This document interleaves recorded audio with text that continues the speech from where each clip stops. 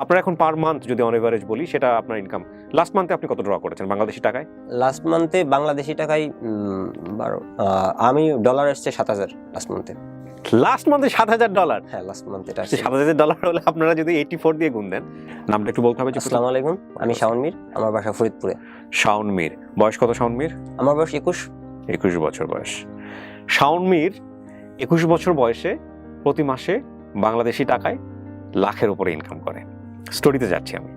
আচ্ছা, কিভাবে এই জগতে আসলেন, সহজ বাংলায় যদি বলি? আসলে আমি এমনিই তো ছোটবেলা থেকেই পড়ালেখা করতে ভালো ছিলাম না।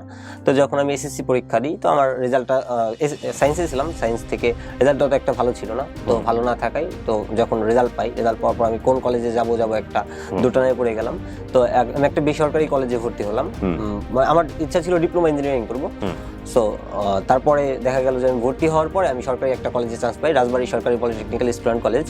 তো ওইখানে চান্স পাওয়ার পরে তো আমি কম্পিউটারে চান্স পাই। কম্পিউটারে চান্স পাওয়ার পরে ওইখানে 2-3 সেমিস্টার চলে যায়। 2 সেমিস্টার যাওয়ার পরে তো আমার মনে হয় যে আমার কিছু শেখা উচিত। আমার যেহেতু কম্পিউটারে, তো আমার তো কিছু শেখা দরকার। তো আমি বেসিক্যালি ইথিক্যাল হ্যাকার হিসেবে কাজ করি। ইথিক্যাল হ্যাকার আপওয়ার্কে কাজ করি বর্তমান।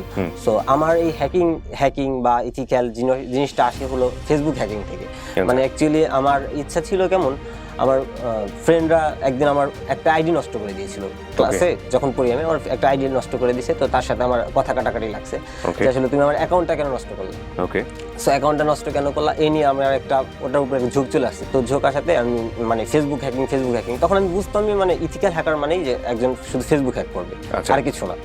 সো ওই ফেসবুক হ্যাকিং থেকে আমার মানে ইন্টেনশন হয়। তো তখন আসলে আমার ফ্যামিলিটা মিডল ক্লাস ফ্যামিলি, সো মধ্যবিত্ত ফ্যামিলি। তো আমার ফ্যামিলিতে ওই রকম এফোর্ড করতে পারতাম। আমার আব্বু সৌদি আরবে থাকে, তার দেখা যায় 4 বছর যাবত তার পেটে পাথর আর কি, সে ঠিকঠাক কাজ করতে পারে না, তাকে দেয় না, আপনার তাকে বেতনটাও ঠিকঠাক দেওয়া হয় না। ওইখান থেকে শুনছি আব্বু যতটুকু বলে। তারপরে তো আমি কোর্স খুঁজতেছি যে কোথায় ইথিক্যাল হ্যাকিং শেখা যায়।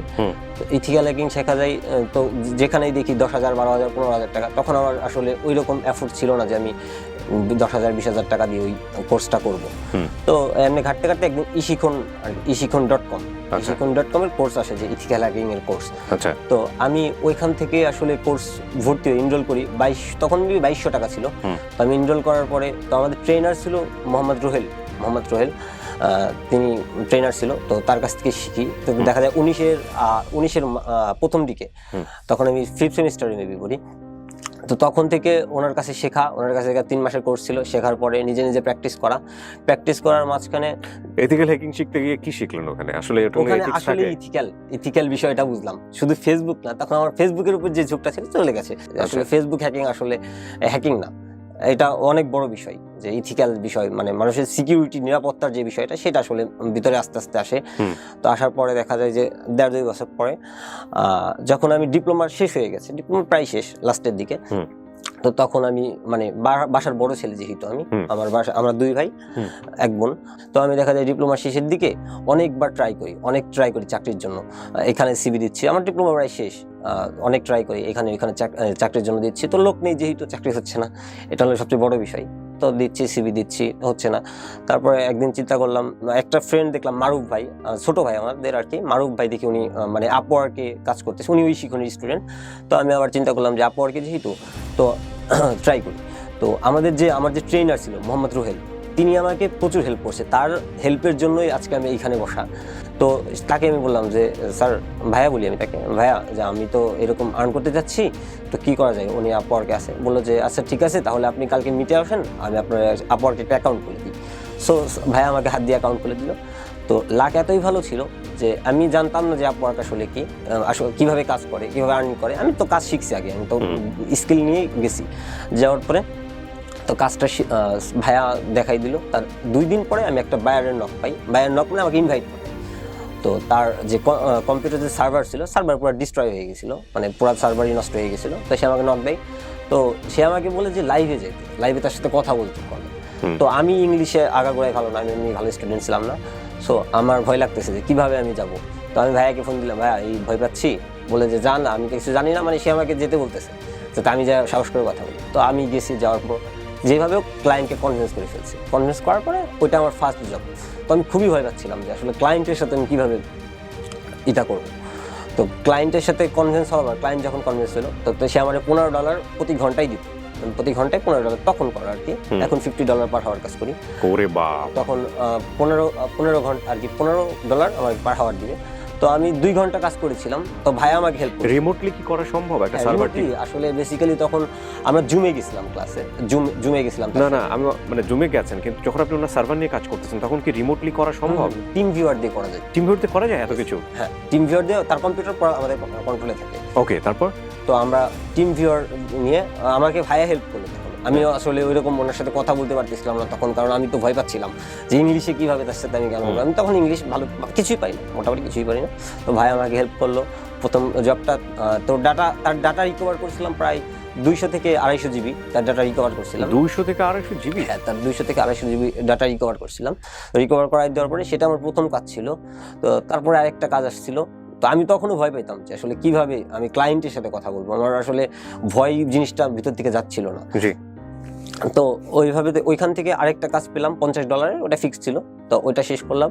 তারপরে আস্তে আস্তে কাজ পেতে পেতে আজকে এই যে এখানে আজকে $30,000। লাস্ট টাইম আমি টপ রেটেড হয়েছিলাম আপওয়ার্কে। ওয়াও! $30,000 কয় মাসে? 8 মাস। 8 মাসে $30,000? 8 মাস।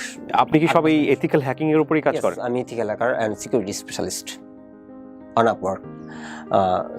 বর্তমানে আপনি কাজ করেন কোন কোন জায়গায়? মানে গ্লোবালি কাজ করেন নাকি লোকালি? গ্লোবালি। শুধু গ্লোবালি কাজ? বাংলাদেশে ক্লায়েন্ট পাওয়া যায় না বেশি, দু একটা নক আসে। এই কি ধরনের কাজ হয় এই এথিক্যাল হ্যাকিং এর জায়গাটাতে? এথিক্যাল হ্যাকিং এ দেখা যায় যে পেনিট্রেশন টেস্টিং, লাইক কোনো একটা ওয়েবসাইটের দুর্বলতা খুঁজে দেওয়া বা ওয়েবসাইটটা সিকিউরিটি দেওয়া। তারপর দেখা যায় যে কারো ডাটা রিমুভ হয়ে গেছে, ডাটা রিকভার করা। তারপরে আপনার দেখা যায় যে কিছু কিছু ওয়েবসাইটে ম্যালওয়্যার মানে ভাইরাস টাইপের যেগুলো ওইগুলো আক্রমণ করে। তো দেখা যায় অনেক হ্যাকারই যারা ব্ল্যাক হ্যাট হ্যাকার আছে তারা দেখা যায় এগুলো ট্রাই করে। তো তারা দেখা যায় যে আপনার সাকসেস রেট কেমন? সাকসেস রেট আমার 92 সাকসেস রেট। বিলিভ মি, এরাই ফিউচার। মানে আমরা যদি বলি যে ভবিষ্যৎ আসলে কোন জায়গাটায় যাচ্ছে, এরাই ফিউচার। এবং এখানে আসলে অনেক বেশি মনোযোগ দেওয়া উচিত সরকারি এবং বেসরকারিভাবে, কারণ মানুষ অনেক বেশি আইটিমুখী হচ্ছে এবং সবচেয়ে বড় কথা হচ্ছে এখান থেকে আমাদের পয়সা ইনকাম করতে হবে। এটা দেশের জন্যই হবে। নিজের কীভাবে চেঞ্জ হয়েছে সেটা ওর কাছ থেকে জানি। আপনার এখন পার মান্থ যদি অন এভারেজ বলি, সেটা আপনার ইনকাম লাস্ট মান্থে আপনি কত ড্র করেছেন বাংলাদেশি টাকায়? লাস্ট মান্থে বাংলাদেশি টাকায় 12 আমি ডলার এসছে 7,000 লাস্ট মান্থে। লাস্ট মান্থে $7,000? হ্যাঁ, লাস্ট মান্থে $7,000 হলে আপনারা যদি 84 দিয়ে গুণ দেন ডলার করে, তাহলে আপনারা দেখবেন এটা 84 না, আমাদের 81 দেয় ব্যাংক থেকে। কেন? এটা আমাদের সরকার জানি না কি করে, জানি না আমাদের ব্যাংক থেকে এত কম কেন দেয়। আমাদের যখন আমরা ব্যাংকে যখন ট্রানজাকশন করি, আমরা ট্রান্সফার করি যখন এখান থেকে, তো আমাদের আমি ট্রানজাকশন করি।